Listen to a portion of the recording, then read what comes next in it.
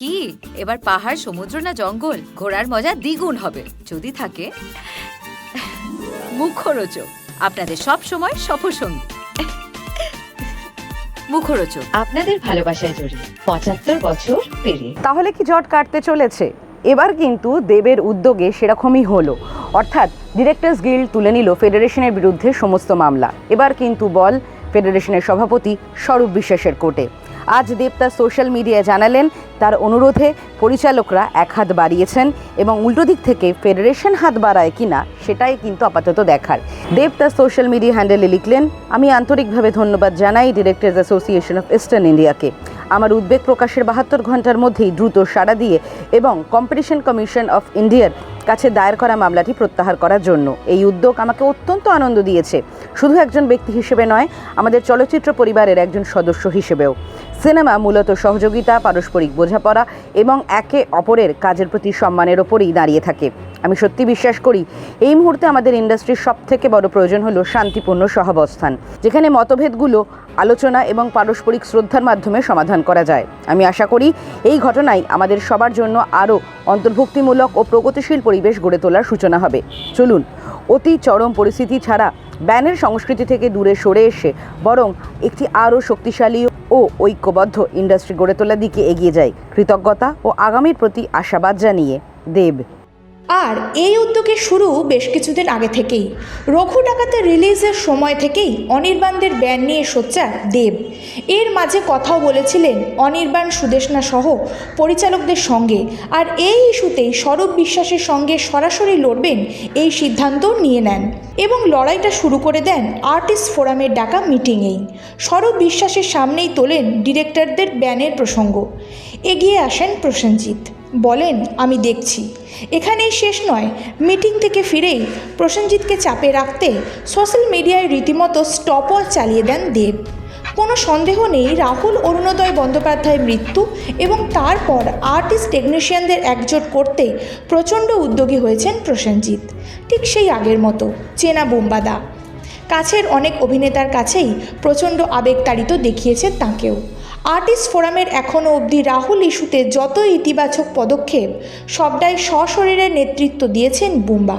কিন্তু আমরা ঐক্যবদ্ধ বললেই কি ঐক্যবদ্ধ ছিল সবটা, নাকি এখনও আছে? এই মুহূর্তে টালিগঞ্জ ইন্ডাস্ট্রির বিরাট ফাটলে দুটো অংশে রয়েছেন দেব আর স্বরূপ বিশ্বাস। দেব যেটা বলেন কিংবা মনে করেন শুধু রাহুলের সুরক্ষার অভাব হয়নি তা নয়, টালিগঞ্জের বহু আর্টিস্ট পরিচালকই এখনও নিরাপত্তাহীনতায় ভোগেন।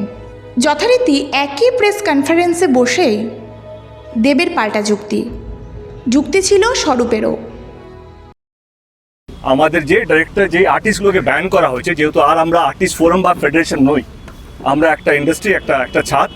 এবারে অনেকগুলো আর্টিস্ট ব্যান হয়ে পড়ে আছে এবং অনেকগুলো ডিরেক্টর তারা ব্যান হয়ে আছে।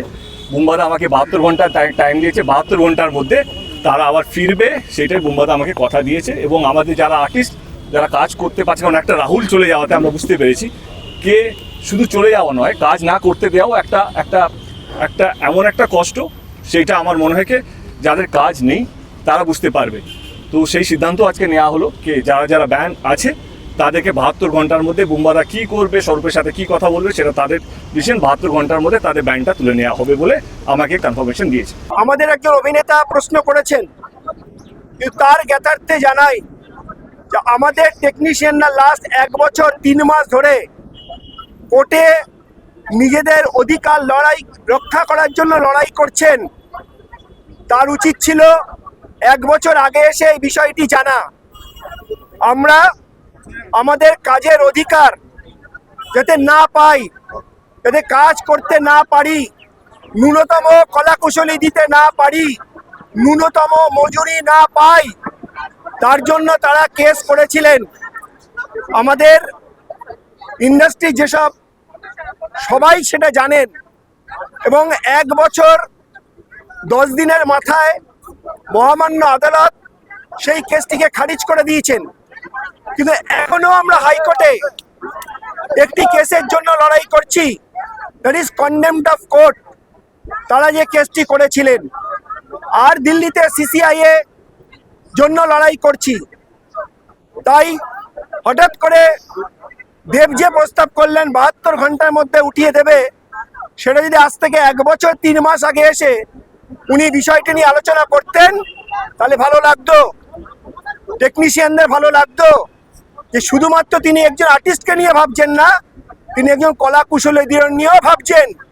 তাহলে কলা কুশলীরা খুশি হতো, তাহলে কলা কুশলীদের পুঞ্জীভূত যে টাকা, একটু একটু করে যে টাকা জমিয়েছিলাম, তা ফিক্সড ডিপোজিট ভেঙে সেই কোর্টে লড়াই করতে হয়েছে, তাহলে সেটাও আমাদের বেঁচে যেত।